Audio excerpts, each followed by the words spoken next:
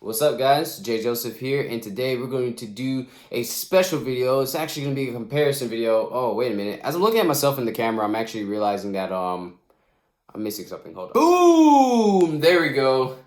Now this video is ready to go. This comparison review is not sponsored by Nike, nor is it endorsed by Nike, but I like to wear something that has to do with the brand that I am reviewing, and this is a comparison review between the NikeSB Dunk Mid Pro and the NikeSB Janoski RM SE Mid. So, if you guys have been keeping up with my shoe reviews, I've already reviewed both the NikeSB Dunk Mid Pro and the NikeSB Janoski Mid RM SE. If you guys haven't seen those videos, I definitely recommend to check out those videos individually before you get the comparison. Let's compare these shoes. So, the biggest difference between these shoes is that this guy right here is a cup sole shoe, and this guy right here is a vulcanized shoe. I'm gonna talk about the Janoski right now because this shoe is a lot different from all of its older counterparts. We've seen Lunarlon in the shoe, we've seen a couple other Zoom Nikes. These are completely different. These are, I would honestly say, like 5 times more durable than the regular Janoski. I'm gonna give you guys the biggest differences between this shoe and this shoe real quick. But like I said, this shoe is completely different from the older Janoskis. So if you've bought Janoskis before, if you haven't had a Janoski RM, go check that out if you normally like Janoskis, because you'll feel a complete difference. This guy's gonna take in a lot more impact and leave you with a little less board feel.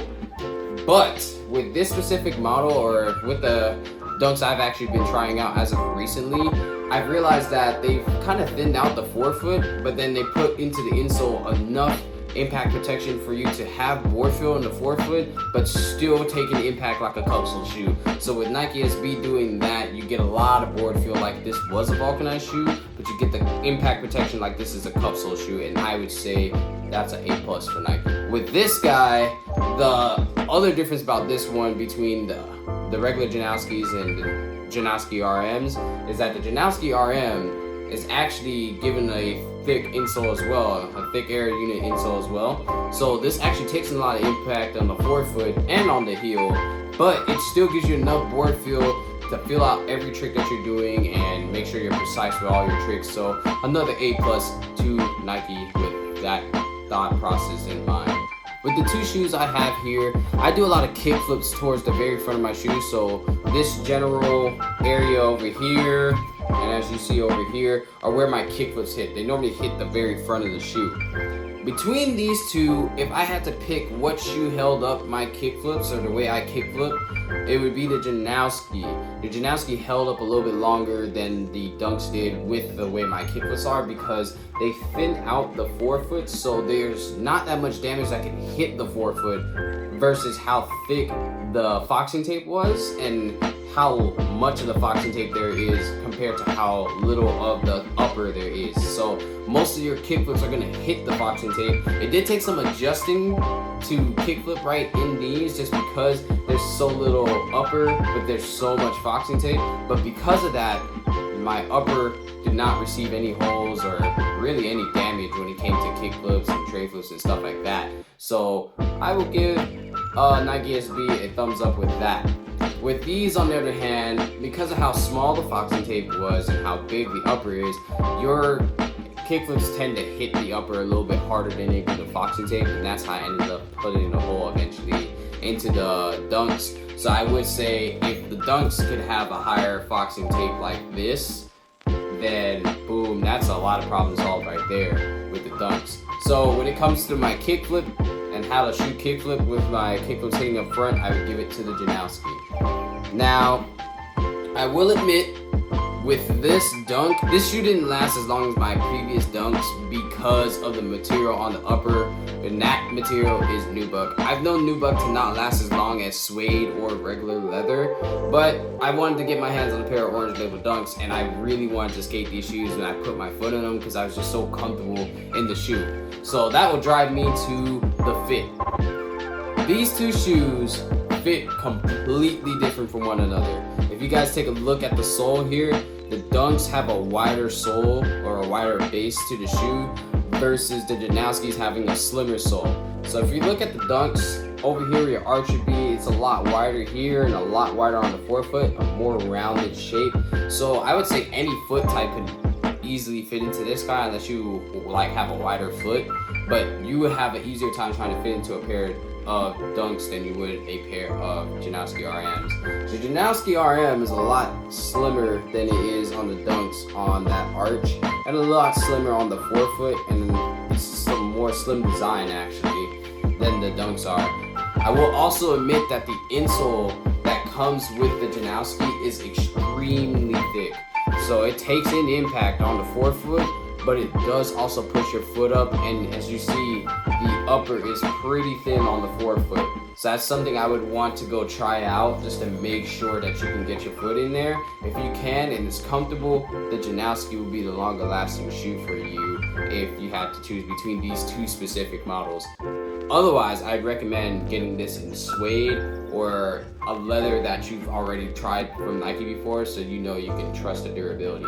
These will last you, but if we compare Nubuck to Nike suede, Nike Nubuck to Nike suede will always take the cake. Between the mids, the protection on these two, this Dunk has more protection for sure. It's just a lot more padded on the ankle area and just the upper in general. So for that more beefy design, you're gonna get a lot more protection in this guy than you would in this guy. But it is still pretty padded over here, so like it helped out a lot too. On the treading, honestly, there's not one shoe that was doing better than the other. I see that the Janoski's tread lasted a little bit longer than my Dunk treading, but as you see too, there's not really a big difference there, and I've skated these both for about 2 months going on 3, almost the same exact time I've skated both of these shoes. So honestly, those shoes, neither one of these sole is better than the other. Like, they're both pretty damn good. I will say that with the Dunks, they still come with the top 2 lace protectors, so that's a plus.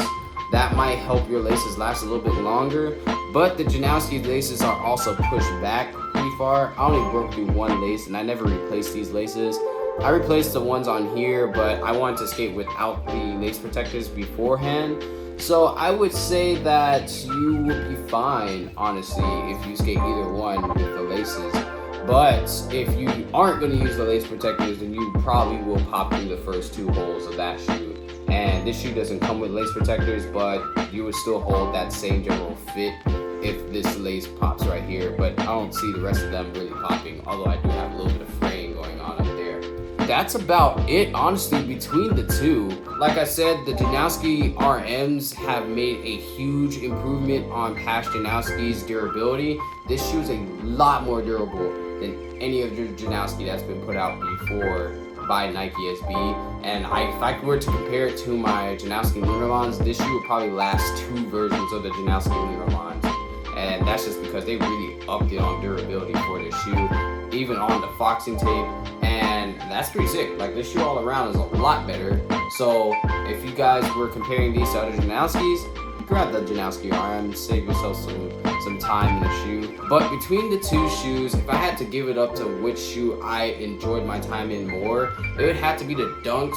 Although the Nubuck did not last as long as the regular suede, and if I had to give it to durability, Janoski would take the cake because the Janoski RM is just lasting all around longer. But if I had to give it to which shoe had me more comfortable and which shoe had me more confident, I had to go with the Dunks. Just the normal shape of a round toe shoe for me just lasts a lot longer with my flick and how comfortable I am and how willing I am to continue skating the shoe. If it's a sharper toe for me, I don't really like sharper toe shoes just because I feel like I have to adjust my kickflips a lot harder, which is really funny because normally pointier shoes make it easier to kickflip, but for me, I feel like the pointier the shoe is harder for me to kickflip because then it's like too much point for my kickflips. But we're not talking about that. Like, overall, this shoe is just more comfortable for me. It just fit right. I didn't have any type of problems with them. I didn't need to remove my insole just to fit the shoe. For my Janoski, I had to remove my insole to fit the shoe, but I'm thinking that I need to get a 9 in these guys because I could fit an 8.5 in general for my Nike Dunks. But for the Janoskis, since they are built slimmer and normally they're built shorter, I normally have to go up to a 9, and that's why definitely had to do with the Air Force 2 shoe that NikeSB put out. I needed to definitely move up to a 9 in those guys. But that's about it. If you guys want to see more comparison videos like this, definitely leave a like, share this video, and tell me what shoes you guys want me to compare. I would prefer shoes I've reviewed before, but if I do need to go compare 2 shoes that I haven't reviewed before, I'll definitely go on ahead and hit some research up, and if I can afford to get both of those shoes and compare them for you guys, I'll do it. If I can't afford it, then I'll go on ahead and talk about the pros and cons between the two based off of the information I've read, and definitely going to try them on, because I'm going to go try them on at a shop if I can bring them to you live, you know? But that's about it. Hopefully you guys enjoyed this video. Hopefully you guys enjoyed the comparison. Hopefully this helped your decision between a pair of Dunks and a pair of Janoskis, or 2 pairs of Janoskis or 2 different pairs of Dunks. Like I said, if I'm going to recommend anything between these shoes, is that you get this guy in either regular leather or regular suede, and that you try on this guy just to make sure that your foot fits in correctly and that's a comfortable fit for you, because this shoe is a drastic, it feels different in the fitting than the regular Janoski, and this shoe in Nubuck isn't necessarily the best material for durability. But other than that, you guys continue to enjoy your day. Definitely check out some more of my videos and a couple of the shoe reviews. And like I said, if you haven't seen the individual shoe reviews for these shoes, definitely check it out. It's on my page. And you guys have a wonderful day.